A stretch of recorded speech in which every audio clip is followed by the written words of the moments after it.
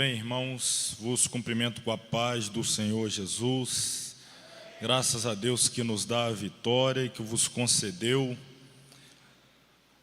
força para chegar aqui nessa noite e vencer a tempestade, atravessar aí os vendavais, os alagamentos e chegar aqui para juntos, mais uma vez, aprendermos a palavra de Deus. Hoje, começando aí um novo livro, o 5º livro, no qual nós estudaremos 2 disciplinas. Apesar de ser um livro, mas estudaremos 2 disciplinas da teologia sistemática. Então estudaremos a 5ª disciplina e a 6ª, as quais são antropologia e angelologia. Oremos, vamos orar primeiro e dar início à nossa aula. Tenho certeza que Deus tem para nós hoje reservado coisas grandiosas para as nossas vidas. Querido Deus e Pai, a Ti rendemos graças mais uma vez. Tu és digno, Tu és merecedor da nossa adoração, do nosso louvor. A nossa gratidão a Ti, porque nos sustentaste por mais uma semana, nos guardando, nos livrando do mal, nos permitindo chegar até aqui, dando prosseguimento a esta jornada de conhecimento, de crescimento no conhecimento da palavra do Senhor. Abençoe a vida de cada irmão, nos instrua, nos ilumine para ministrar a Tua palavra, assim sendo edificados e edificando as vidas daqueles que nos ouvem. Sê conosco, ó Deus, oramos a Ti no nome de Jesus. Amém. Pode se assentar. Antes de fazer a apresentação do nosso material didático desta disciplina que hoje começaremos, vocês estão vendo aqui um novo livro que eu trouxe e eu quero aqui em poucos minutos apresentá-lo aos irmãos.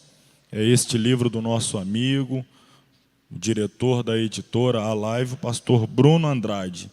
O título dele é A Guerra contra Deus. O que este livro trata? Ele traz uma análise da conspiração de um sistema humano ante Deus. O pastor Bruno me deu o privilégio, muito grande por sinal, de poder ler esta obra antes do seu lançamento, e eu fiz isso por 2 vezes. Eu li este livro 2 vezes antes da sua publicação. Tive até a oportunidade de fazer uma breve apresentação do livro, que vem aqui nessa primeira orelha aqui da capa. Então eu apresentei o livro. Este livro fala, pastor Bruno aqui com muita propriedade, com uma sensibilidade espiritual muito grande, ele vai delinear, ele vai traçar a guerra contra Deus, começando justamente no mundo angelical, quando Lúcifer permitiu que em seu coração entrasse o desejo de ser como Deus. E ali, então, no mundo celestial, teve uma grande batalha, ali começa a guerra, e obviamente nós sabemos que o inimigo é derrotado. Depois, quando da criação do homem no Éden, assunto que nós começaremos a estudar daqui a pouco, a guerra vai prosseguir. Agora Satanás se valendo da serpente para tentar Eva e Adão e fazê-los lutar contra a vontade de Deus, está contrário ao desejo estabelecido por Deus. A guerra vai evoluindo, passando pela Torre de Babel, quando o homem ali claramente se opõe à ordem estabelecida por Deus e tenta construir uma torre e aí até o céu. Começa então o sistema babilônico, que é um sistema espiritual, que, diga-se de passagem, até lá no Apocalipse é falado sobre ele, só lá no Apocalipse que o sistema babilônico é destruído pelo Senhor Jesus Cristo. Então toda essa trajetória, o sistema babilônico ante Deus está introjetado no cerne da humanidade, que está sempre contrário à lei de Deus, à vontade de Deus, descrendo até mesmo da existência de Deus. Olha, irmãos, são 128 páginas, que para quem gosta de ler, e eu estou falando para pessoas que gostam, isso aqui é uma leitura deliciosa e rápida. Já disse que eu li por 2 vezes, já estou até lendo a 3ª. Então eu trouxe para apresentar e recomendar aos irmãos. O valor é R$25, os nossos alunos aqui poderão adquirir comigo.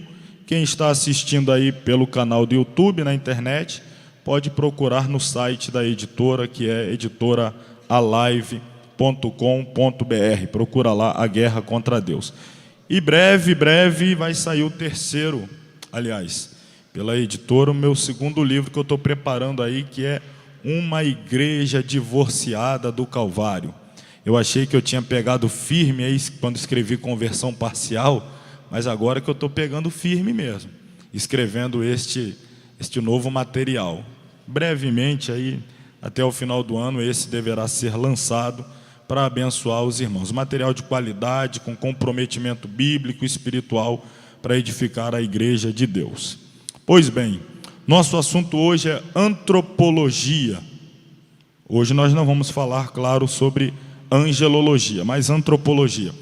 Queria que vocês percebessem, que vocês notassem o seguinte: nós estamos caminhando dentro das disciplinas da teologia sistemática da seguinte maneira.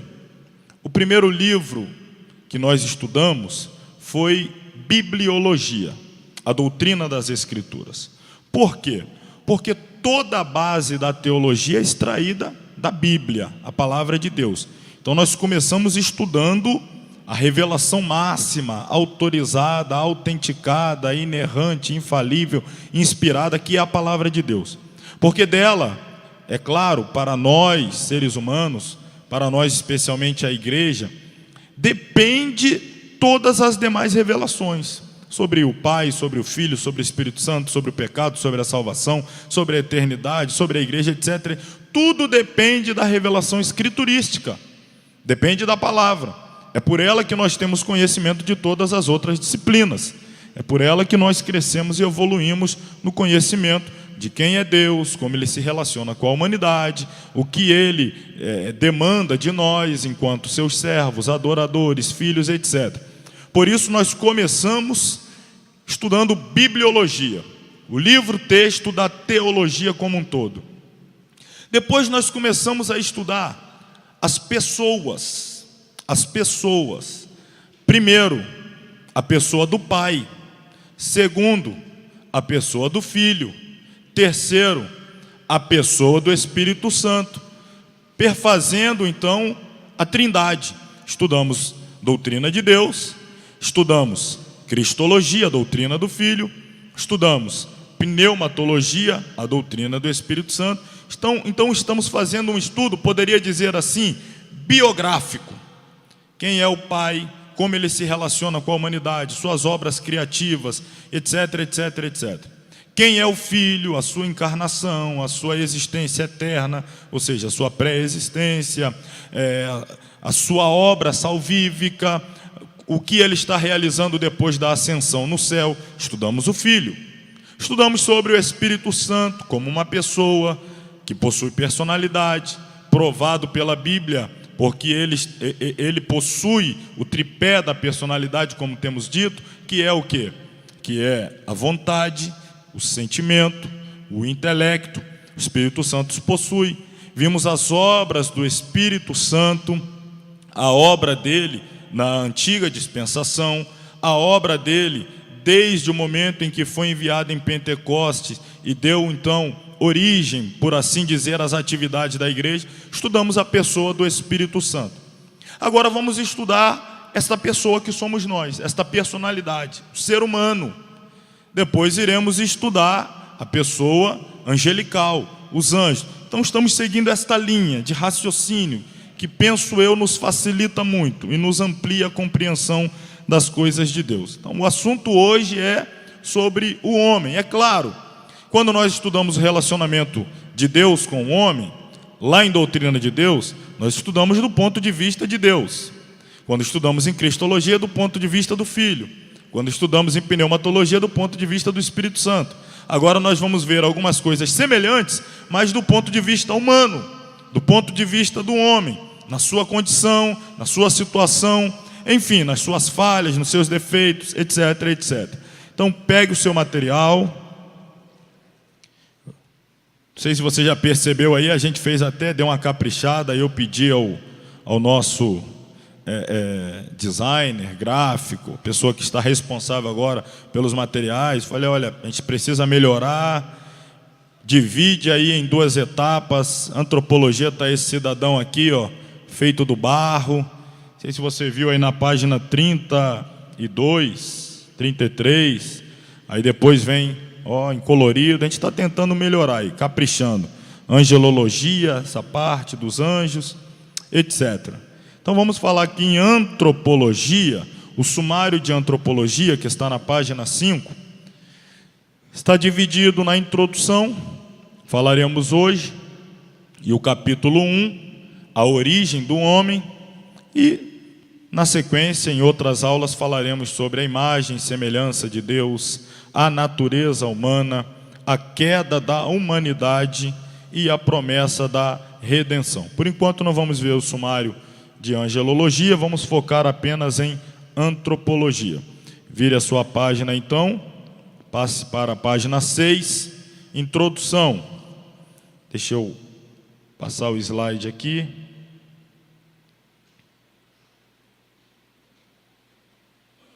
O assunto hoje é antropologia. O termo antropologia deriva de dois vocábulos da língua grega, a língua do Novo Testamento: anthropos e logia.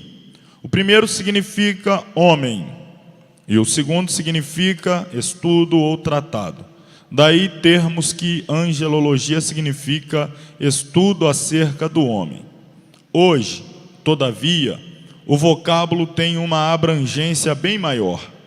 É o estudo da natureza e da cultura humana. Contudo, em teologia sistemática, é a abordagem do ser humano sob o prisma da revelação divina. Partindo então da revelação divina, que é a palavra de Deus, estudaremos o homem, sua origem, natureza, queda e redenção. O Salmo de número 8, versículo 1, versículo 3, 4 e 5 diz assim: Ó Senhor, Senhor nosso, quão admirável é o teu nome em toda a terra, pois puseste a tua glória sobre os céus. Quando vejo os teus céus, obra dos teus dedos, a lua e as estrelas que preparaste, que é o homem mortal para que te lembres dele? E o filho do homem para que o visites? Contudo, pouco menor o fizeste do que os anjos, e de glória e de honra o coroaste. A gente vai ver daqui a pouco o significado dessa expressão. De glória e de honra o coroaste. O ser humano é a coroa da criação. É o ponto máximo da criação de Deus. Deus assim o quis fazer. Deus decidiu elevar a criatura humana no ato da sua criação a esse status de coroa da criação, da glória da criação. Então, por isso o salmista se expressa desta maneira. As palavras acima foram pronunciadas pelo salmista Davi, extasiado com a grandeza da criação. Da mesma forma, Jó, o patriarca, exclamou: que é o homem para que tanto o estimes, e ponha sobre ele o teu coração, e cada manhã o visites, e cada momento o proves. Jó, capítulo 7, versículos 17 e 18. Olha que interessante a pergunta de Jó. Que é o homem? Não é quem é. Que é? A pergunta é diferente. Se eu pergunto, quem é você? Você vai se apresentar, vai dar o seu nome. Eu sou fulano, nasci em tal lugar, sou filho de fulano, de Bertrano, faço isso, aquilo, outro. Isso é quem é você. Agora a pergunta é, o que é você? O que é o homem? Do que ele é feito? Para que foi feito? Com que finalidade? Com que propósito? De onde veio? Para onde vai? O que é esta criatura? Então a análise nossa aqui do estudo antropológico é para responder esta questão, que é o homem. Veja que esta questão, esta pergunta intrigou alguns escritores sagrados, intrigou alguns personagens que por Deus foram usados para redigir o cânon sagrado, foram inspirados, e eles tinham esta questão: mas por que é que Deus tem tanta estima assim por esta criatura? O que há de especial no ser humano para Deus trazê-lo em seu coração? O que é que Deus viu no homem para ir em busca dele, visitá-lo a cada manhã, ajudá-lo, socorrê-lo, etc. Mas o que é o homem para ter assim este privilégio de receber de Deus tamanho cuidado, tamanho amor? Amor este que sequer é possível calcular, que sequer é possível mensurar. Isso fazia com que estes homens, estas personalidades bíblicas, se colocassem a pensar, a ponderar sobre o que é o homem.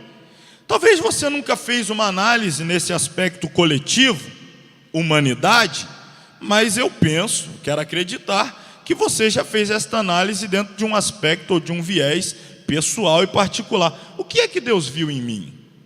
Por que é que Deus me ama tanto? Por que é que Deus se preocupa tanto comigo? Eu não sei, eu acredito que você já deva ter refletido sobre isso. Tem aqueles que gostam de se fazer de vítima e vai até na contramão. Deus não me ama, Deus não gosta de mim. Olha para o Calvário. Olha para o Calvário e para de falar bobagem. Como é que a história é? Deus não me ama. Mandou o filho dele para brincar de ping-pong no Calvário? Lógico que ele te ama, está claro. Então, essas teologia da miserabilidade aí, né, do coitadismo, a gente inventa cada coisa, coitadismo, né?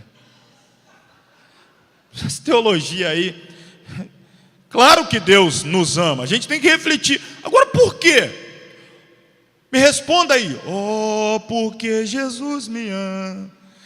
Eu tenho que parar, que senão você vai insistir para eu gravar um CD.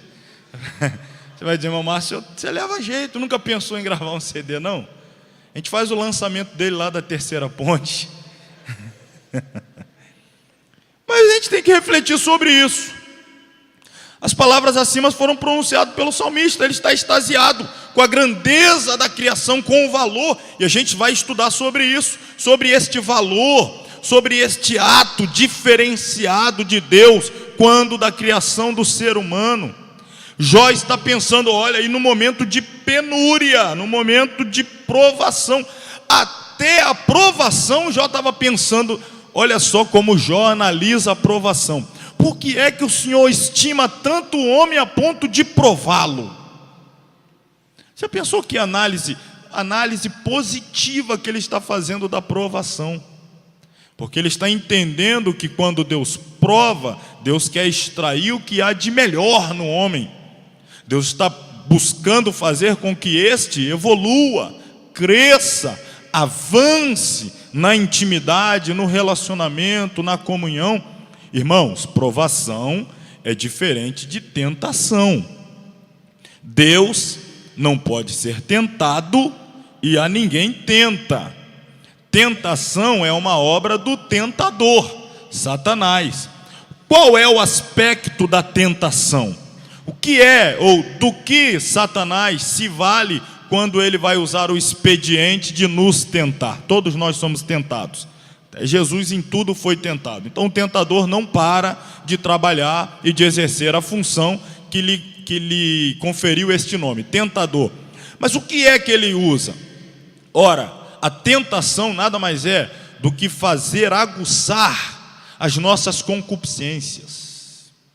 Quando nós somos tentados, a expectativa do tentador é extrair de nós o que há de pior em nós. O aspecto humano da natureza caída aflorar. Um regenerado, alguém que nasceu de novo, que vive debaixo da submissão do Espírito Santo, quando ele é tentado, o tentador está tentando, na tentação, ele está fazendo uma tentativa, está gostando da redundância aí?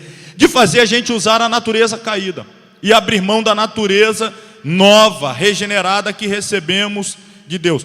Quando eu falo a nova natureza, eu não estou tratando aqui com divinização do homem, não estou falando de divinização. Agora você precisa entender, preste atenção nisso aqui.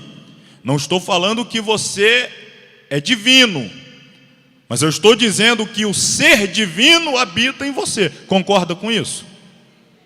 Você concorda comigo? Eu não sou divino, mas uma pessoa da divindade habita em mim. Ou seja, quando eu sou tentado, o que Satanás quer é que eu não me permita ser conduzido pelo agente divino que está em mim, guiado pelo Espírito Santo, mas que eu seja guiado pelo homem carnal, que sou eu, e tome as atitudes, as posturas, as decisões, os pensamentos, a minha vontade, etc, etc. Aquela batalha que a gente já falou aqui, da carne e o espírito pelo domínio da alma. Então a tentação é fazer com que o espírito não se submeta ao Espírito Santo e que, portanto, a carne domine a alma. E aí então você vai agir como um animal, você vai agir como um homem carnal, você vai agir como alguém que está dando vazão aos apetites e às concupiscências da carne. Isso é ser tentado. Quando eu sou provado, Deus quer que eu dê vazão, não à minha carne, mas ao Espírito. Deus quer que eu faça morrer, ou seja, mortifique a minha carne e me submeta ao Espírito. Então, quando eu venço a provação, eu evoluo na minha comunhão e na minha intimidade com o Espírito Santo. Eu me achego mais a Ele, eu sou mais próximo a Ele, Ele tem mais domínio sobre a minha vida. Então a provação, a dificuldade, uma luta vem para quê? Para te fazer orar, buscar a Deus, para que o Espírito possa agir, operar, em algumas situações até um grande milagre, que vai fazer com que você tenha uma grande experiência e saia mais fortalecido, mais convicto da sua fé. Então quando Deus está provando, o que Ele está querendo fazer com isso? É fazer o homem chegar mais perto dEle, crescer, evoluir, ser mais íntimo do Espírito Santo. E Jó está perguntando, mas o que o Senhor viu no homem para querer prová-lo? Para fazê-lo evoluir, crescer, avançar em comunhão e intimidade. O que é o homem? Aqui eu não posso deixar passar, porque senão vai ficar em aberto, e eu preciso fechar essa lacuna aqui, que é interessante. Eu sei que a gente vai bater bastante nessa tecla ainda, mas quando a gente fala da tentação, eu estou falando da tentação do homem, o homem sendo tentado. Satanás já disse que quer fazer com que o homem valha-se ou se sirva da sua natureza caída, permita que a sua natureza caída domine aquela situação, tome a frente. E a tentação de Jesus? Ele não tem natureza caída, ele não tem concupiscência da carne, ele não tem inclinação para o mal. O que é que aconteceu na tentação de Jesus? Preste atenção, porque isso aqui eu não vou falar duas vezes não, você tem que pegar. Jesus encarnou, Deus encarnado. Ele tinha a missão de agir como homem, para ser fiel até o fim como homem, vencer como homem, para elevar a natureza humana à condição de ter o direito de voltar a receber a presença do Espírito Santo, ser filho de Deus. Escrevi isso para vocês essa semana, C.S. Lewis. O Filho de Deus se fez homem para que os homens possam ser filhos de Deus. Então, o Filho de Deus se fez homem, tinha que agir como homem, como homem. E Satanás, tentando-o, queria que ele agisse como o quê? Como o quê? Como Deus. Se tu és filho de Deus, se tem natureza divina, se és divindade, prova, pega essa pedra, transforma em pão, se você é filho de Deus. Não use a natureza terrena, não se submeta ou aguarde o Espírito, não fique debaixo da submissão. Você é Deus, então prove, faça um milagre, transforme. Queria que ele usasse a natureza divina. A nós a tentação é para a gente usar a natureza humana e não nos submetermos ao que temos dentro de nós de divino, ou seja, não nos submeter ao Espírito Santo, mas dominarmos a nossa vontade pela carne, agir e sucumbir então às nossas concupiscências. Isso é a tentação nossa.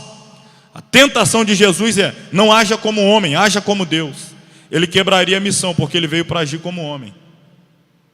Nós estamos aqui não para agir como Deus, mas debaixo da orientação, da ordenança e da submissão da vontade de Deus. Ser regenerado, ser gerado de novo, é ser gerado para ser submisso ao Espírito Santo. Se você não se submete, você age como alguém que não nasceu de novo. Isso é a tentação. Você vê que esse assunto é fantástico. A gente ainda vai ter muito para destrinchá-lo aqui em antropologia e lá em hamartiologia, que é propriamente a doutrina do pecado. E a tentação entra forte aí nessa questão. Mas a gente vai falar ainda um pouquinho mais dela nesse nosso estudo da antropologia. Mas aí está então, ainda que no seu tempo não dispusesse de modernos meios tecnológicos para contemplar as estrelas e o universo, Davi se sentia deslumbrado ante a glória de Deus, revelada através da sua criação. Ao ver os astros, incluindo o sol, a lua, as estrelas, ele, reconhecendo a pequenez do ser humano ante a majestosa visão dos horizontes do espaço sideral, fez a pergunta que muitos ainda hoje fazem: que é o homem mortal? Que é o homem? Irmão, se a gente for pensar sobre a nossa pequenez,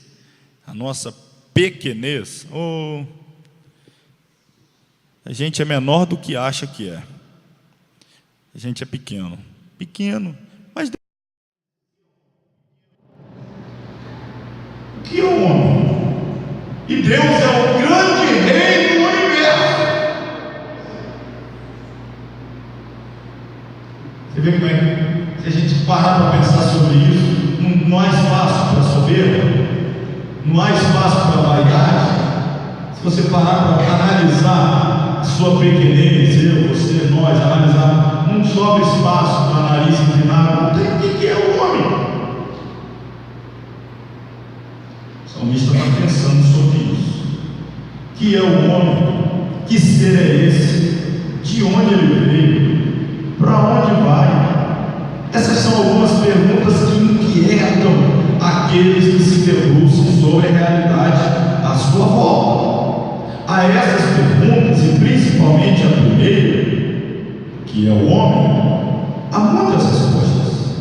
Os filósofos, em sua maioria absoluta formada por materialistas, ateístas ou pretensos agnósticos, respondem que o homem é apenas um animal que pensa, ou fruto da evolução aleatória das espécies. Eles atribuem a existência do ser humano ao acaso, como se fosse descendente de um animal irracional. Esse teria evoluído de um micro-organismo unicelular que povoava as águas dos mares. Neste estudo sobre a antropologia, desejamos responder aos questionamentos acerca do homem, sua origem, seu destino, à luz da palavra de Deus, introduzindo para efeito de reflexão opiniões externas à Bíblia, a fim de reforçarmos o entendimento dos que creem em Deus e em sua bendita palavra, que não tem uma ou algumas respostas. A Bíblia tem todas as respostas. A antropologia humana, vamos dizer assim, secular, ela exalta a teoria da evolução das espécies por meio do acaso e da chamada seleção natural. A antropologia bíblica fundamenta-se na palavra de Deus, que afirma categoricamente: o princípio criou Deus os céus e a terra. E lá no versículo 26, a parte A, e disse Deus: façamos o homem à nossa imagem, conforme a nossa semelhança. Esse é o ponto de partida diante do qual o cristão que crê na revelação divina jamais se omitirá em declarar a sua fé diante dos argumentos humanos, materialistas, contrários à fé em Deus. Vamos olhar aqui alguns slides, comentar mais alguma coisa antes de irmos ao próximo capítulo, o primeiro capítulo. Está aqui, a gente já apresentou aí antropologia, estudo acerca do homem. É necessário conhecermos o homem, vamos falar aqui na sua essência, o que ele é, do que é formado, sua tricotomia, sua origem, razão existencial, destino. Eu acho esses três, aliás, quatro, vou colocar esses 4 pontos aqui fundamentais. O que é sua origem, sua razão existencial e o seu destino. O que ele é, de onde veio, o que está fazendo aqui, para onde vai. A gente precisa saber disso. E a Bíblia tem as respostas. Do que é o homem, de onde veio, qual o seu propósito existencial, tanto aqui, nesta passagem terrena, que é efêmera, fugaz, e principalmente a questão da eternidade, para onde está indo. A Bíblia tem essas respostas. É necessário conhecermos para não cairmos em erros na abordagem da doutrina bíblica. A incompreensão da origem, propósito existencial e futuro do homem dificultará nosso entendimento do propósito de Deus para a humanidade. Tem gente que fica assim até dentro de igreja, não sabe a razão de ser, não sabe a razão de existir. O que é que eu estou fazendo aqui? Qual é o meu propósito? Um pouco egoísta, o que Deus tem para mim, o que Deus... E às vezes a gente preocupa-se pouco em saber o que Ele quer de nós, qual é a nossa função, qual é o nosso propósito. Irmãos, tem gente que está perdendo tempo na vida porque não sabe o que Deus quer dele nessa vida. E o tempo passa rápido, tá? Passa Verdade ou mentira? Eu parei para pensar aqui, eu fui lá nas fraldas e voltei aqui. Passou rápido demais. Passa rápido. E a pessoa está perdendo tempo sem saber o que eu estou fazendo aqui. O que Deus quer de mim? E passa o tempo, entra dia, entra semana, sai semana, entra mês, sai mês, entra ano, sai ano, e entra década, sai década, e ela está no mesmo lugar, sem saber de onde veio, o que está fazendo aqui, para onde vai, e está passando. Está passando. Quando você sabe a razão de ser, quando você está no centro da vontade de Deus, quando você está cumprindo o propósito para o qual por Deus você foi criado, aí é outra história. A sua vida ganha um sentido. Você está produzindo algo de caráter eterno. Tudo isso aqui vai passar, mas aquilo que você faz reverbera na eternidade. Apocalipse diz isso. Nós vamos estudar isso em escatologia. Os santos morreram, mas as suas obras o acompanharam. As obras que foram feitas em Deus, vamos dizer assim, com a ajuda de Deus, porque sem Ele nada poderemos fazer, em Deus, por Deus, para Deus, isso entra na eternidade. Isso vai ser recompensado lá.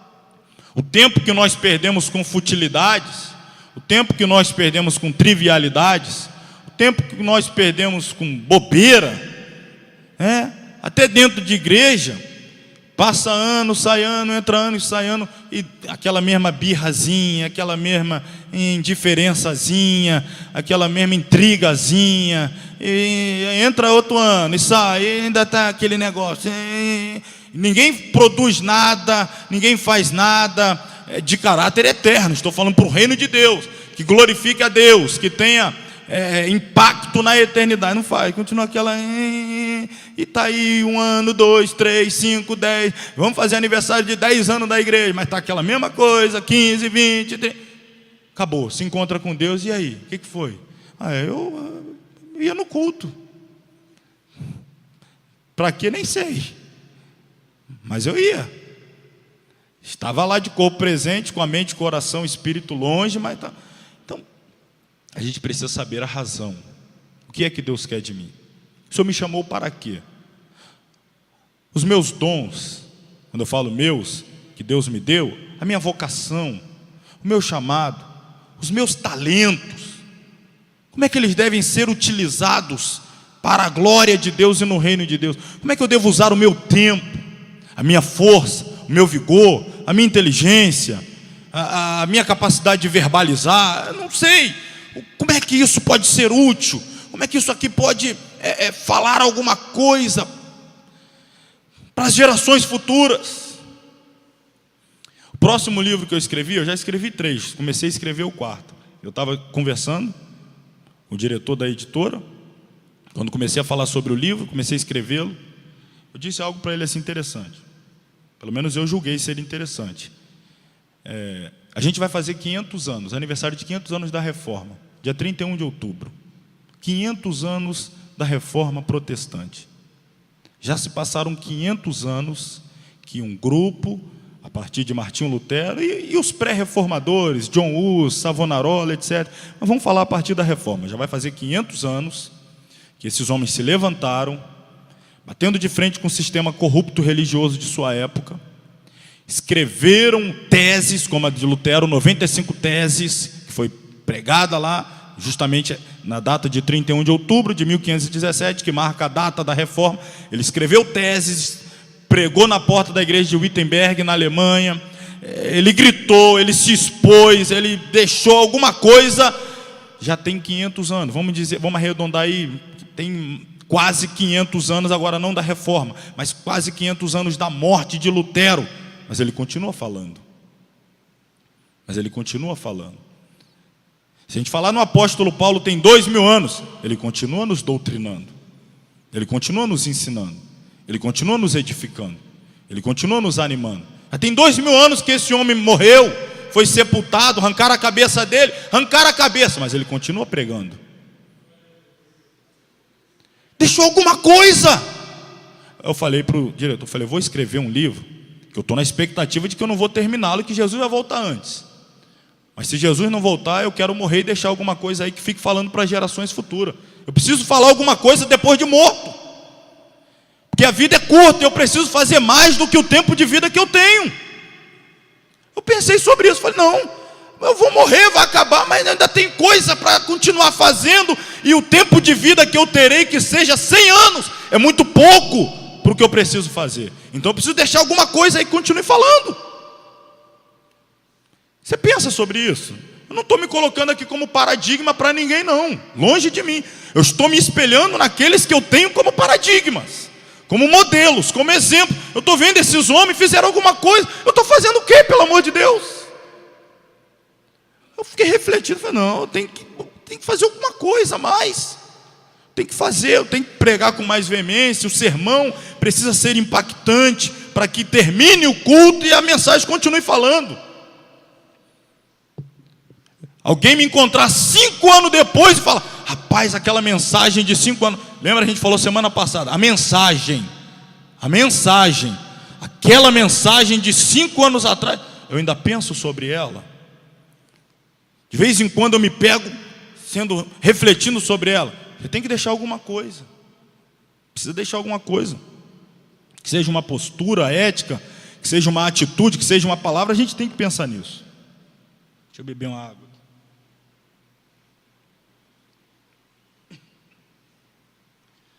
Deixar um legado. Então a gente precisa descobrir o nosso propósito existencial. A gente veio de Deus. A gente vive para Deus. E breve tornaremos para Ele.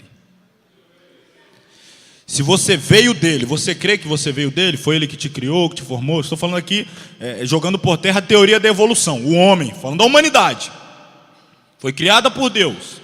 Você crê que você foi criado por Deus, ou tem alguém aqui que é descendente do macaco? Você crê que você veio de Deus?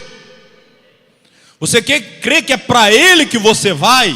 É para Ele que você vai retornar? Então não faz sentido viver se não for para Ele, irmão. Começa nele, termina nele, o meio tem que ser para Ele. É aqui que a gente esbarra, porque a gente quer viver para nós. Você veio dele, vai voltar para Ele. Não pode viver para si. A Bíblia fala isso? É claro que fala. Aquele que ganhar a sua vida, perdê-la. Aquele que por amor de mim e do Evangelho perder a sua vida, aí achou a razão de ser, descobriu a razão de existir. Agora sim está entendendo para que ele veio a essa terra. Perdeu a sua vida para achar a vida de Cristo em si, para viver para a glória de Deus. Então nós temos que pensar a antropologia dentro desse viés, é claro. Se nós não compreendermos a origem, o propósito e o futuro, a gente vai ter dificuldades. Eu, sei lá, não vou nem colocar em xeque aqui a questão de salvação, vou deixar isso para outra ocasião. Mas, disse Deus, façamos o homem à nossa imagem, conforme a nossa semelhança. Essa expressão aqui, conforme, a gente vai trabalhar ela um pouquinho mais na semana que vem, mas a palavra conforme, tem um versículo no Novo Testamento, que essa palavra, ela entra muito forte. Paulo escrevendo aos Romanos, capítulo 12, o que ele diz lá? Não vos conformeis com este mundo. Vou ficar aqui só com conformar. Ó, tá vindo aqui, ó, conforme, em conformidade, conformar com a forma. Paulo está dizendo que o mundo tem uma forma. Quem é jogado, irmãos, nós somos barro, material maleável. Se pegou a água, é maleável. Então você pega o barro, somos nós, joga na forma do mundo, você fica conforme o mundo, com a forma do mundo, com o formato do mundo, o estilo de vida do mundo, como o mundo. Por quê? Porque você é essa massa maleável, manipulável. Neste caso, Paulo está dizendo: não permita que o diabo te manipule, te jogue na forma do mundo e te faça conforme o mundo. Não seja conforme o mundo. Então você conforme quem? Aí o que o texto está dizendo, Deus também tem uma forma, e pegou a massa e colocou na forma. Que forma é essa? A imagem e a semelhança dele.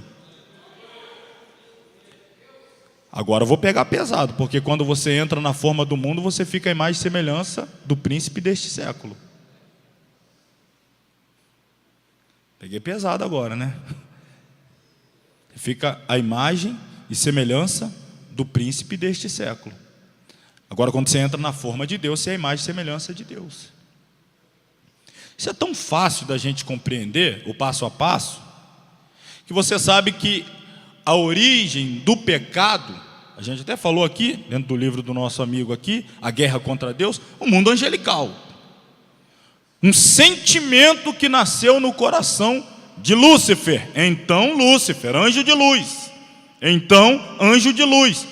Abrigou no seu coração um sentimento. Olha aí, ó, a alma. Um desejo, uma vontade.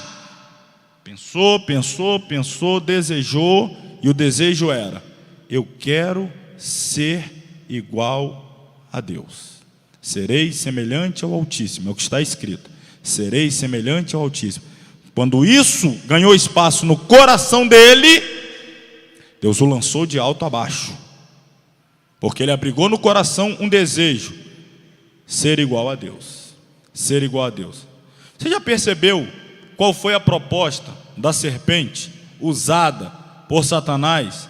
Qual foi a proposta feita a Eva? Eva diz: se eu comer, morrerei. Não, não morrerás, certamente não morrerás. O Senhor sabe que no dia em que dela comeres, o que ela disse? A serpente disse para Eva: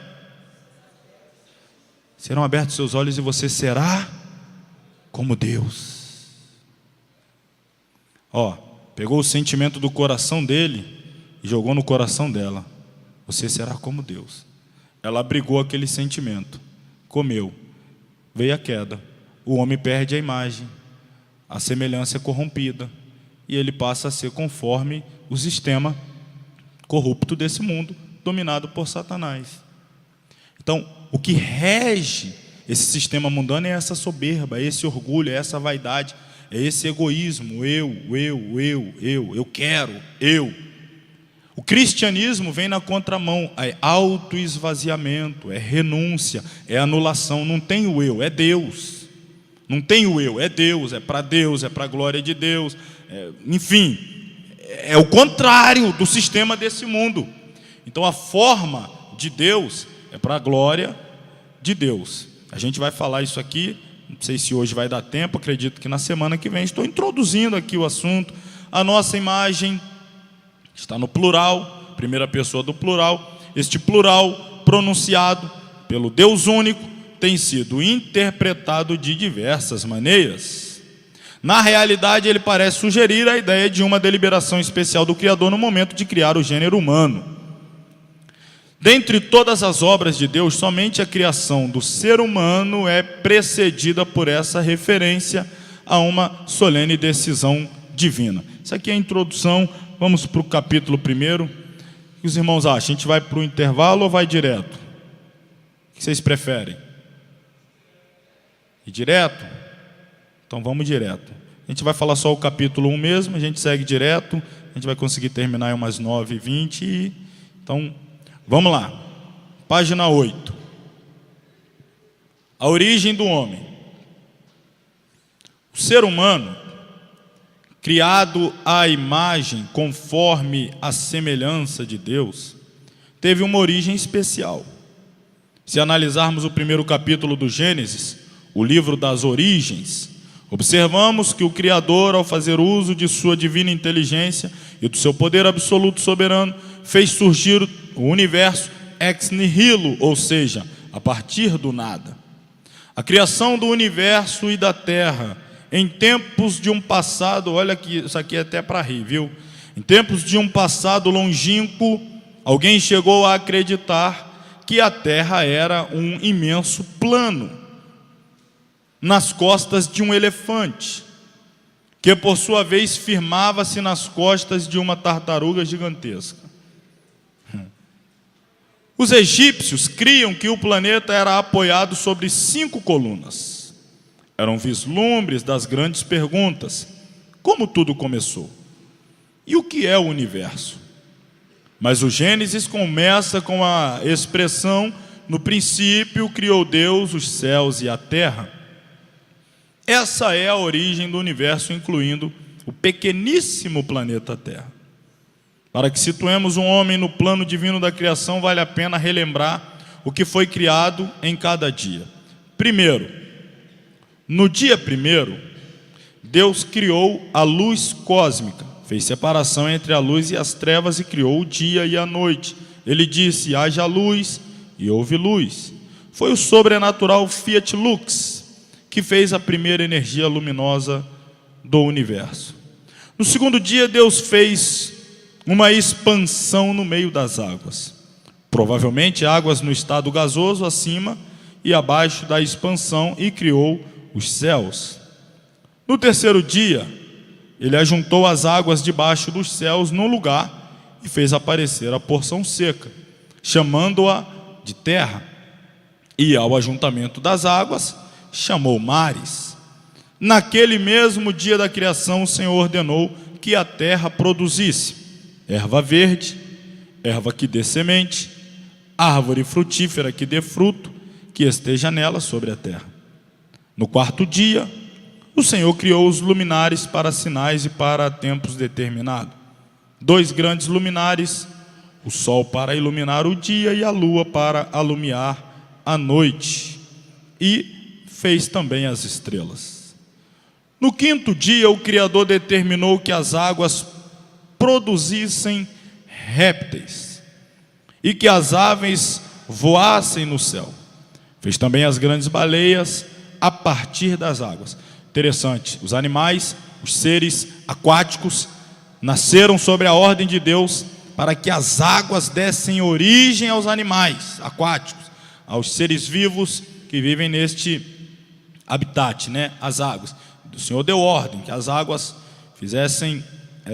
gerassem os animais. Então foram gerados aí os animais aquáticos. No sexto dia, o Criador determinou que a terra produzisse alma vivente conforme a sua espécie. Então da terra saíram gado, répteis, bestas feras, são os grandes animais da terra conforme a sua espécie. Até aqui, resumimos, segundo a Bíblia, a origem do cosmos, ou do universo, incluindo o pequenino planeta Terra. Sua criação foi a partir do nada, o que corrobora o texto de Hebreus, capítulo 11, versículo 3. Pela fé, entendemos que os mundos, pela palavra de Deus, foram criados. Veja bem aqui o plural.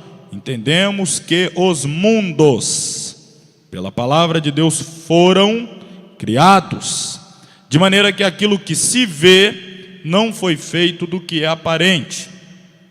Ou seja, tudo que nós vemos, que hoje existe, não foi criado de uma matéria-prima visível, não foi feito do que é aparente, foi feito de algo que não se vê. É a ordem de Deus, o fiat, o haja, né? A ordem de Deus, não se vê. Ao contrário do que dizem os cientistas materialistas em sua presunção e vanglória, o mundo e o homem não surgiram por acaso. Como lemos em Atos dos Apóstolos, capítulo 17, versículos 24 a 26, o Deus que fez o mundo e tudo o que nele há, sendo o Senhor do céu e da terra, não habita em templos feitos por mãos de homens, nem tampouco é servido por mãos de homens, como que necessitando de alguma coisa, pois ele mesmo é quem dá a todos a vida e a respiração e todas as coisas, e que de um só fez toda a geração dos homens para habitar sobre a face da terra, determinando-lhes os tempos já dantes ordenados e os limites da sua habitação. Diz ainda a palavra de Deus em Salmos 33, verso 6 ao verso 9. Pela palavra do Senhor foram feitos os céus, e todo o exército deles, pelo espírito da sua boca. Ele ajunta as águas do mar como um montão, põe os abismos em tesouros. Tema toda a terra ao Senhor, temam-no todos os moradores do mundo, porque falou e tudo se fez, mandou e logo tudo apareceu. Continuando nossa observação acerca do relato da criação, verificaremos que a criação do homem foi diferenciada da de todos os outros seres e elementos da natureza. Ele não foi feito a partir do nada, mas a partir da substância já existente, como frisamos a seguir, e de um modo distinto da criação dos outros seres e das outras coisas. Vamos ver aí a criação do homem. Ainda no dia 6º da criação, Deus disse: e disse Deus, façamos o homem à nossa imagem, conforme a nossa semelhança. Domine sobre os peixes do mar, sobre as aves dos céus, sobre o gado, sobre toda a terra, sobre todo réptil que se move sobre a terra. E criou Deus o homem à sua imagem. A imagem de Deus o criou. Homem e mulher os criou. E Deus os abençoou. E Deus lhes disse: frutificai e multiplicai-vos, enchei a terra, sujeitai-a e dominai sobre os peixes do mar, sobre as aves dos céus, sobre todo animal que se move sobre a terra. Enquanto os outros seres foram criados sob o impacto do fiat, faça-se, o homem teve criação de modo bem diferente. Deus, do hebraico Elohim, expressão plural de El, concretizou o seu projeto para criar um ser especial, de forma especial, nos atos da criação. Assim ele, em conjunto com os outros componentes de sua unidade, que se consubstanciam na Trindade, Pai, Filho e Espírito Santo, de modo solene e majestático disse: façamos o homem à nossa imagem, conforme a nossa semelhança. A criação do homem foi o coroamento da criação de Deus. Assim, os céus, a terra e todo o seu exército foram acabados. E havendo Deus acabado no 7º dia a obra que fizera, descansou no 7º dia de toda a sua obra que tinha feito. E abençoou Deus o 7º dia, o dia 7º, e o santificou, porque nele descansou de toda a sua obra que Deus criara e fizera. Deus então descansou, isto é, terminou a sua obra, a criação de todas as coisas. Bom, tendo lido aqui, para a gente ganhar tempo, vamos olhar aqui alguns slides que eu preparei e vamos fazer aí os comentários sobre a origem do homem. Estamos falando da origem, vamos seguir falando do propósito existencial, falaremos da queda, a promessa de redenção que vai, obviamente, apontar para o destino eterno. Mas vamos nos debruçar aqui sobre a origem do homem. O verbo yatsar, formou, que é aqui traduzido por formou, sugere o trabalho de um artesão moldando a sua obra em barro. As outras coisas veio sobre a palavra bara, a palavra hebraica, o verbo hebraico bara. Primeiro versículo da Bíblia, né, a gente sempre o traz aqui no seu original, que é: no princípio criou Deus os céus e a terra. Falando no original, Bereshit, bara, Elohim, et hashamayim ve'et haaretz. Mas bara, criar, né? Criou Deus. Bara Elohim, criou Deus. Este verbo, bara, criar, significa criar a partir do nada. Então, quando estamos falando da criação do céu, da terra, etc., criou do nada. Quando chega no homem, o verbo que é utilizado não é o verbo bara, ou bará, não é criar do nada. O homem não foi criado do nada. O homem foi formado. É diferente ser criado de ser formado. Ele foi formado de uma matéria-prima agora existente. Matéria-prima, o barro. Deus então vai formar o homem a partir do barro. Formou Deus o homem, então tem uma matéria-prima pré-existente. Nós viemos ou fomos formados a partir do barro. A nossa matéria-prima é barro. É claro que não é só barro. Vai ter a outra, o lado divino, que a gente vai ver aqui na sequência, para que o homem viesse a ser o que é o homem, este ser, parte de barro, mas contendo dentro de si um tesouro excelentíssimo. Deus se envolveu pessoalmente na criação do homem. Enquanto modelava o corpo humano do barro, e após soprou em suas narinas o ruach, o fôlego de vida, o espírito de vida, o ruach. Então Deus se envolveu. Você perceba que todo o restante que nós estamos vendo aqui da criação, não houve um envolvimento relacional, não houve um envolvimento mais próximo, mais direto do ser divino. Foi apenas a ordem, faça-se, enfim, foi dando a ordem, e aparece a luz, e etc, e pelo poder da palavra, e as coisas foram aparecendo, e da ordem, haja divisão entre terra e águas, etc, então vai dando a ordem. Quando chega um homem, até os outros animais, como nós vimos aqui, deu ordem às águas para que dela viessem os animais aquáticos, deu ordem à terra para que fosse formado da terra os animais terrestres, o gado, o réptil, etc, etc. Quando chega um homem, não é uma ordem, apareça o homem, surja o homem, mas há um envolvimento, há um toque do artesão divino, há uma proximidade. Deus vai, vamos usar aqui uma expressão popular, literalmente colocar a mão na massa. As impressões digitais de Deus vão estar ali impressas no homem, no ato da sua formação, do barro. Então nós temos algo muito diferente agora aqui quando estamos falando da origem do homem.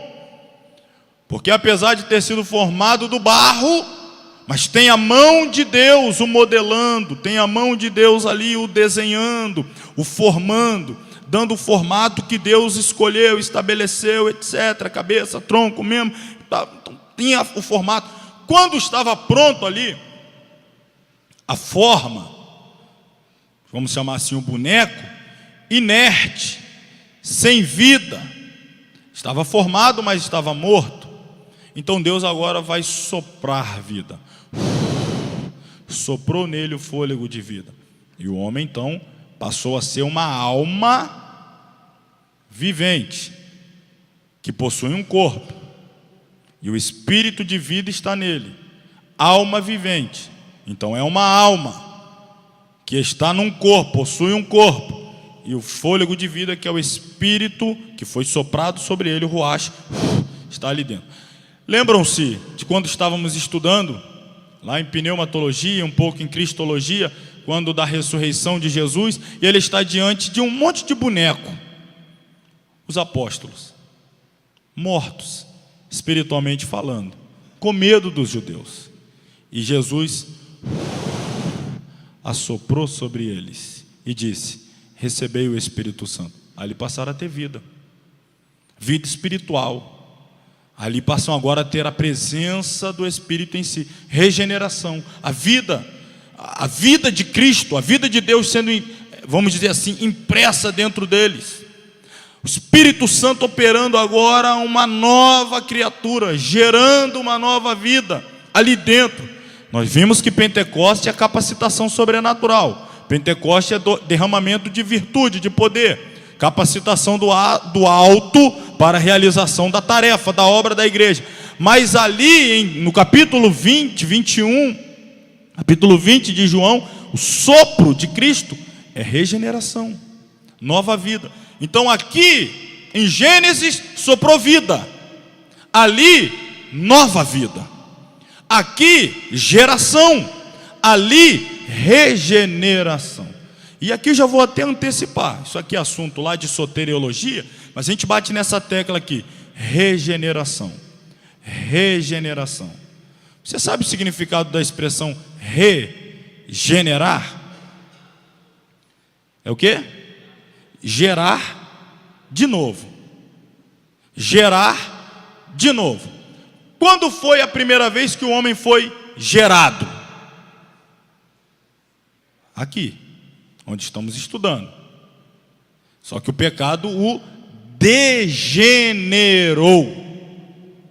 Está pegando aí? Ele foi gerado, o pecado o degenerou e Cristo o regenerou. Gerou de novo. Mais interessante é que a expressão grega, que é traduzida na nossa Bíblia por regeneração, a palavra regeneração não aparece muitas vezes, não. Aparece poucas vezes. Se eu não estou enganado, 2 vezes. E quando você vai encontrar esta palavra, regeneração, regenerar, a palavra grega que é usada é palingnésia, ou palingnesia. Palim, são 2 palavras gregas que são juntadas para dar origem à expressão que nós usamos, regeneração.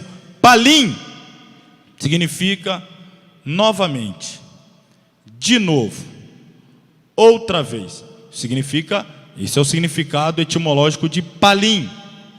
Gnésia, genesia, gênese, Gênesis. Já estou aportuguesando. Gênesis. O que significa a palavra Gênesis? O primeiro livro da Bíblia, o que significa Gênesis? Origem, começo. Então vamos lá. Palim, gnésia. De novo, começo. Outra vez, origem. O que é que Cristo está fazendo quando gera de novo? Está levando o homem de volta à origem. Está levando o homem de volta à origem. Porque nós fomos criados ou formados originalmente bem, mas no caminho nos perdemos, nos degeneramos. Aí Cristo vem e nos leva de volta à origem. Começar de novo. Começar de novo. A gente volta à origem. Então a gente está resgatando esta imagem que fora perdida por conta do pecado. Voltar à origem, voltar ao começo é uma nova chance. Quem está em Cristo, nova criatura é. As coisas velhas se passaram, apagou. Tudo se fez novo, vamos começar de novo. Vamos começar de novo. É isso que é regeneração. Eu não vou levar em consideração o tempo da ignorância. Não vou levar em conta o que você praticou quando dominado pela carne, a natureza corrupta herdada de Adão depois do seu pecado e da sua queda. Vamos começar tudo de novo. Eu te gero de novo, eu sopro o Espírito em você, como lá no começo. Adão começou a ser uma alma vivente, eu sopro de você de novo o Espírito e a gente começa tudo de novo, pode ser? E a gente está vivendo debaixo da égide da segunda chance, irmão. A gente voltou à origem. E a serpente continua soprando no nosso ouvido. Peca, cede, faça o que a sua carne quer. Ela vai tentando, vai tentando.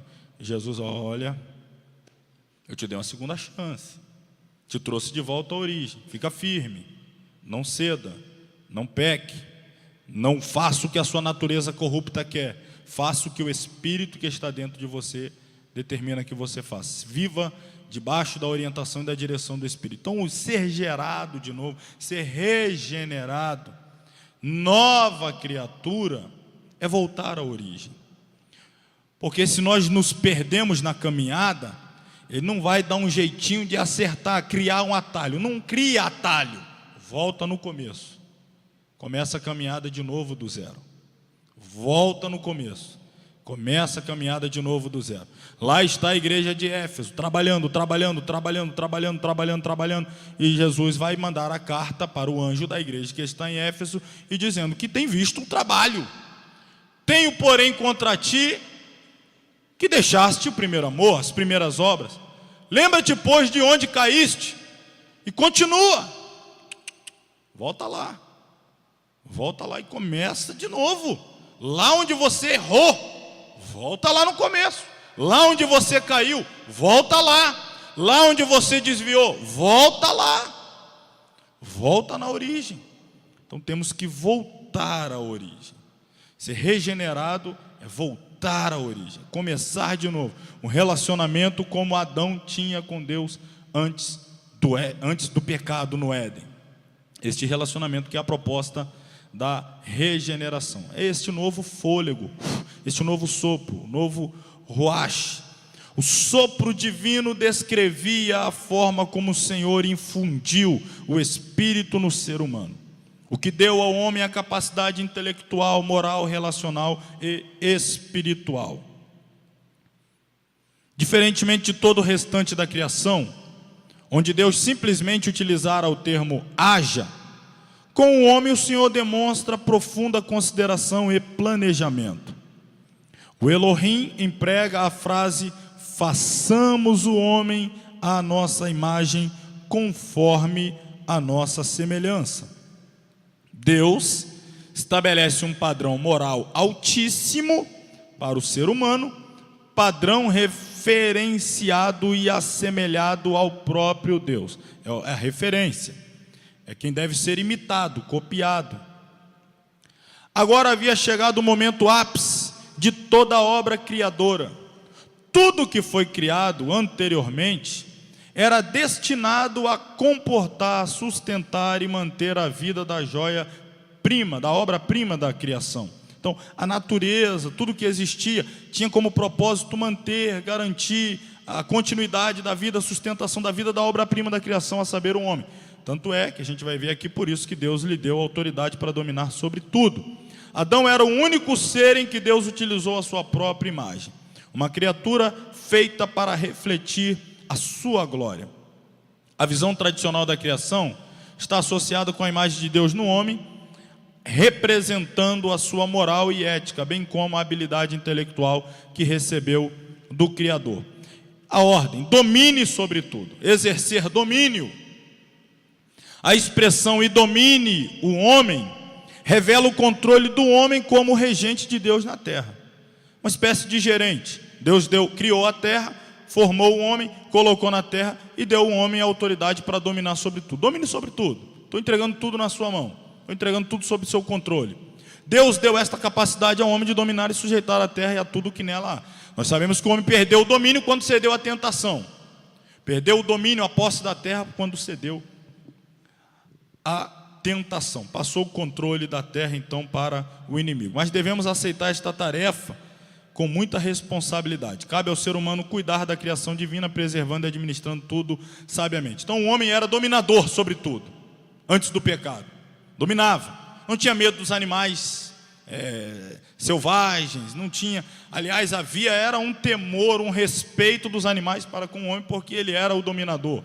Ele representava a Deus, então respeitava ele. Toda a criação estava debaixo da dominação do homem. Deus estabeleceu assim. Quando o homem peca, ele perde o domínio sobre toda a criação.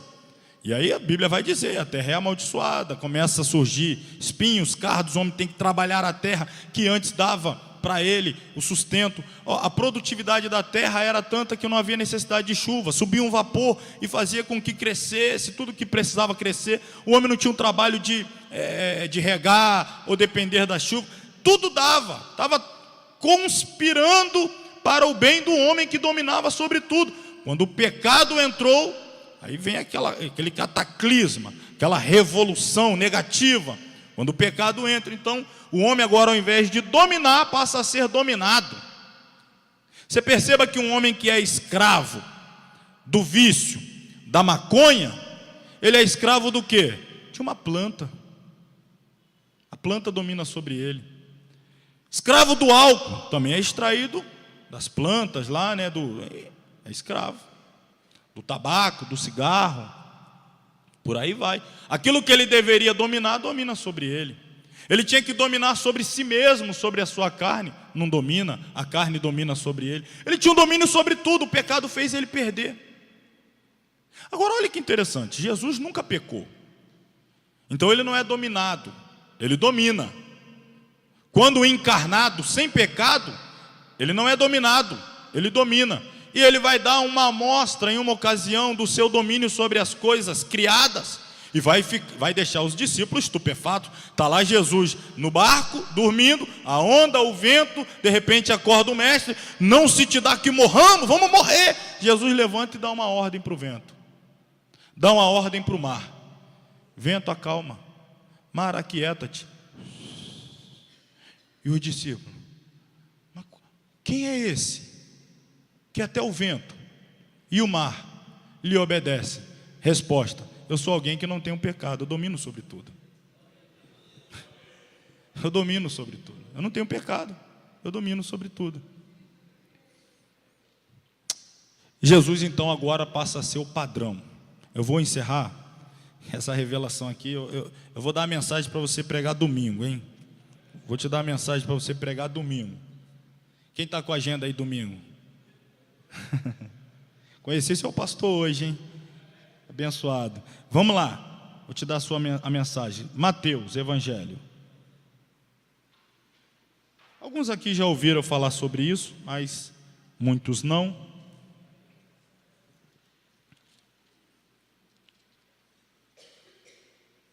Capítulo 3.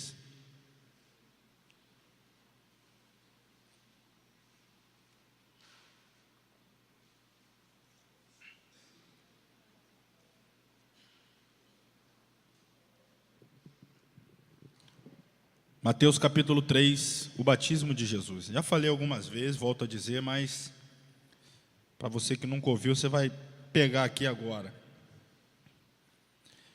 Se Deus criou o homem, segura aí Mateus 3, mas vamos remontar aqui ao Éden, conforme a sua imagem, a sua semelhança.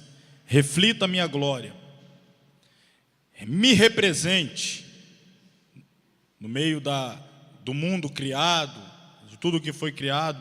Então, o homem criado, Adão, tem um modelo, tem um padrão a imitar. É o próprio Deus. Ele precisa imitar. Estou falando imitar aqui a moral, a ética, a conduta, o caráter. Ele tem que imitar o seu Criador. Ele precisa imitar a Deus. Mas o homem pecou, perdeu a imagem, ou ela foi degenerada, foi corrompida.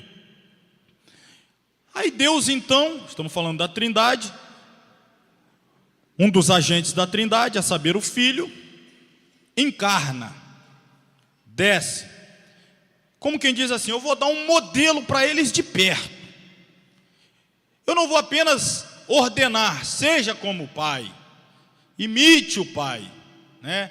Copie o estilo de pensamento, de sentimento, de vida do Pai. Não, eu vou dar um modelo, eu vou viver para que eles imitem a minha vida.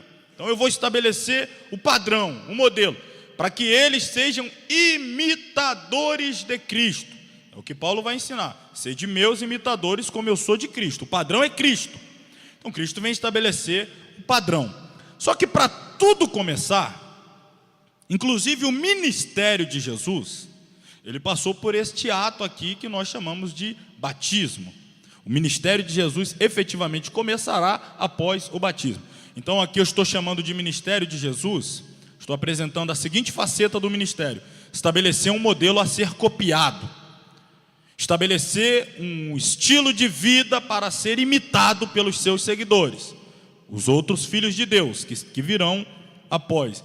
Então aqui vai começar o ministério de estabelecer um modelo de vida a ser imitado. Então tá bom. Capítulo 3, versículo 13. Então veio Jesus da Galiléia ter com João junto ao Jordão, para ser batizado por ele. Mas João opunha-se-lhe, dizendo: eu careço de ser batizado por ti, e vens tu a mim?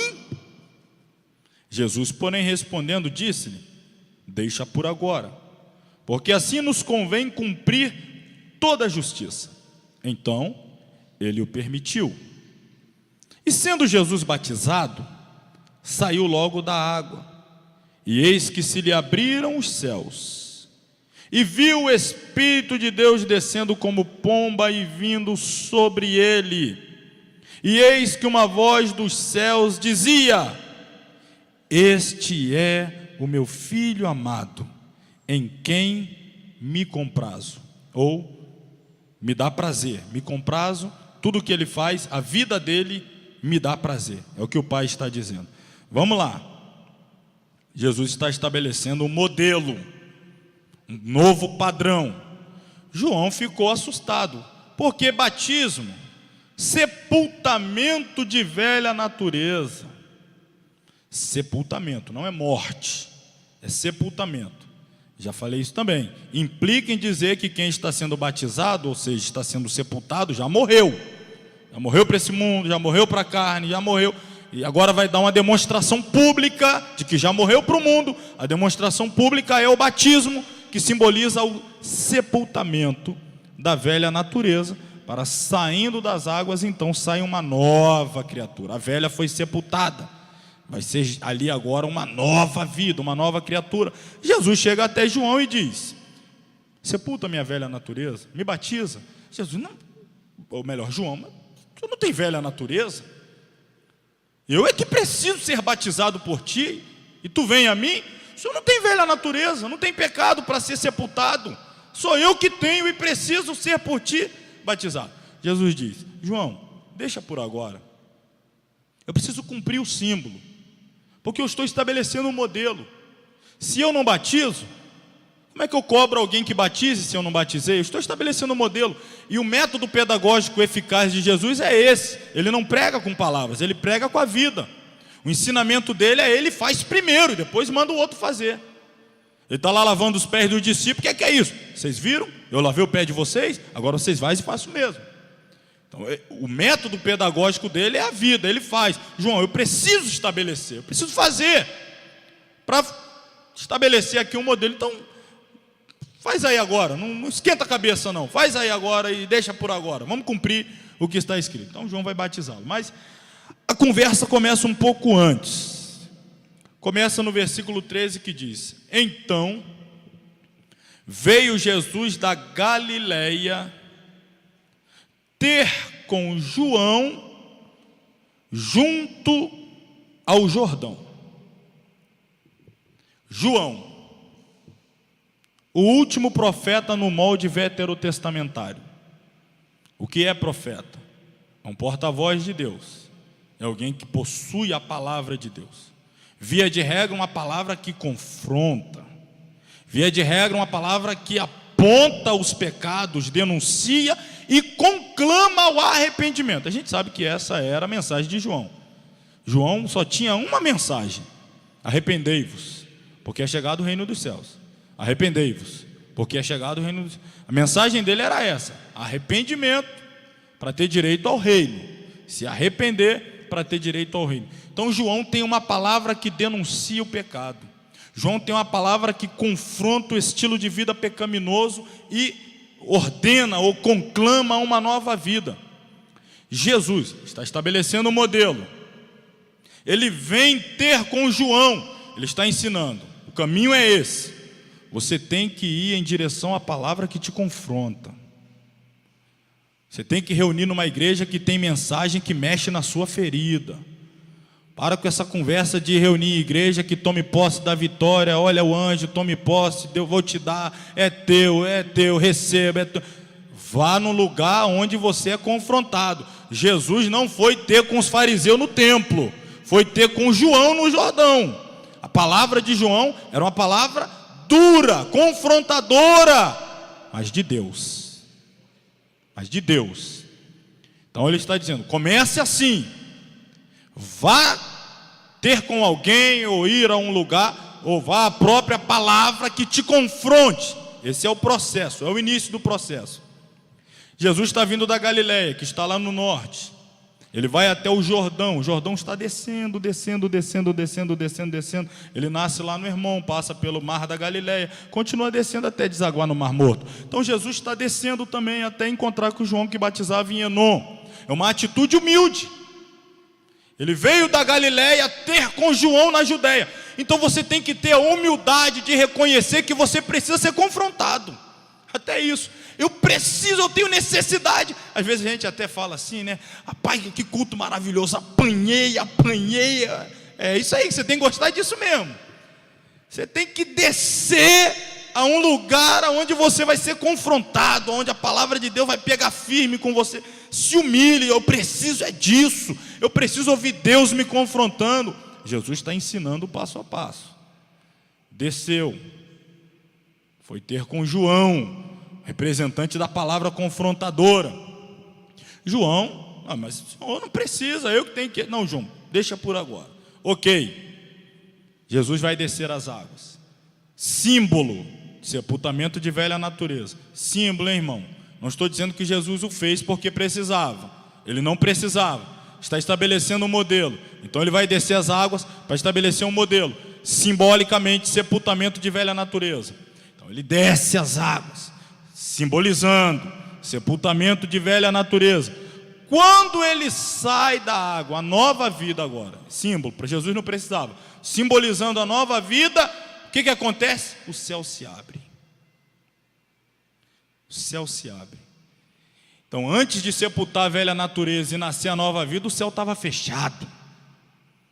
Quando sepultou a velha natureza e saiu uma nova vida, o céu abriu. Quando o céu abre, o Espírito Santo desce em cima, sobre a cabeça. Isso aqui é o quê? É aqui que está a alma. Aqui que está a alma, é aqui que está a minha vontade, é aqui que estão os meus pensamentos, é aqui o que eu sinto.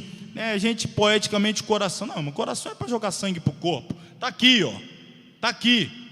O Espírito Santo está sobre ele. Está dominando agora o pensamento, o sentimento, a vontade. O Espírito Santo no controle, no centro de domínio da vida da pessoa. É o símbolo que Jesus está ali, apresentando. É o modelo que ele está estabelecendo. Se o Espírito Santo está sobre ele, olha o que diz na sequência. Logo saiu da água, versículo 16, se abriram os céus, o Espírito desceu como pomba vindo sobre ele, e eis que uma voz do céu dizia. Quando o Espírito domina, Deus fala com essa pessoa. Essa pessoa tem capacidade de ouvir a voz de Deus, porque o Espírito está dominando a vida dela, então ela tem sensibilidade de ouvir.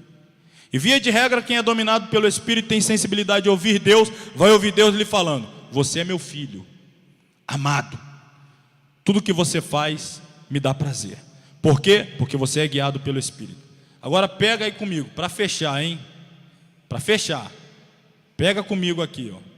Dá prazer a Deus. Por quê? Porque essa pessoa ouve Deus. Por que ouve Deus? Porque é dominada pelo Espírito. Por que é dominada pelo Espírito? Porque nasceu de novo. Por que nasceu de novo? Porque sepultou a velha natureza. Por que sepultou a velha natureza? Porque teve humildade de ser confrontado por uma palavra dura da parte de Deus. Porque teve coragem de ser confrontado por uma palavra dura da parte de Deus, desceu as águas, sepultou a velha natureza. Por que sepultou a velha natureza? Nasceu de novo. Por que nasceu de novo? O céu se abriu. Por que o céu se abriu? Deus falou. Por que Deus falou? O Espírito domina. Porque o Espírito domina, ele dá prazer a Deus. Por que ele dá prazer a Deus? Ele dá prazer a Deus porque o Espírito domina. Por que o Espírito domina? Porque Deus fala com ele. Por que Deus fala com ele? Porque ele nasceu de novo. Por que nasceu de novo? Porque sepultou a velha natureza. Por que sepultou a velha natureza? Porque teve coragem de ser confrontado.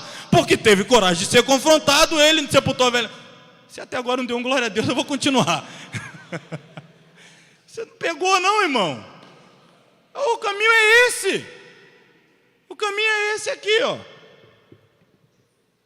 Você está assimilando ainda, não sei onde que eu estou, né? Se eu nasci de novo, se eu sepultei a nova criatura, ou foi a velha. Está aí, ó. Faz isso aqui. Segue esse passo aqui. Imita Jesus. Seja confrontado pela palavra. Mate a velha natureza. Volte à origem, regeneração. Tenha intimidade e comunhão com o Espírito, seja guiado por Ele. Viva uma vida que dá prazer a Deus. Fatalmente, se você passar por todo esse processo como Jesus o fez, dando aqui, ou estabelecendo o modelo, estabelecendo o padrão, dando o exemplo, fatalmente, se você passar por todo esse processo, você será tentado por Satanás. Você será levado ao deserto. Satanás aparecerá e vai fazer uma pergunta: você é filho de Deus mesmo? Você tem certeza que você é filho de Deus?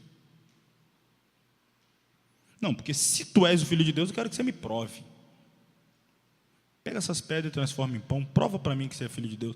A dúvida. Ele está lançando a dúvida. Tu és filho de Deus? Pai, isso é bobeira, isso é bobagem, negócio de crente. Você acredita nisso, você é filho de Deus? Não. Vai viver a sua vida, vai aproveitar. Então, você é filho de Deus? Se tu és filho de Deus, se tu és filho de Deus, me prova. Jesus diz: não precisa provar nada não. Não tem que provar nada para ti não. Eu sou filho de Deus. Eu sou filho de Deus. Mas transforma a pedra em pão, então. Não preciso transformar a pedra em pão. Eu não vivo de pão. Aliás, não é só de pão que vive o homem. O homem vive da palavra que sai da boca de Deus. Eu me alimento da palavra que sai da boca de Deus. Agora eu quero saber se você está ligado aqui na aula. Jesus está dizendo: eu não como pão que perece. Não é essa a minha maior necessidade. Eu me alimento, eu como, eu mastigo, eu vou digerindo, eu vou me alimentando, remoendo a palavra que sai da boca de Deus. E se o diabo perguntasse para ele assim: qual foi a última palavra que você ouviu Deus falar com você? O que Jesus responderia?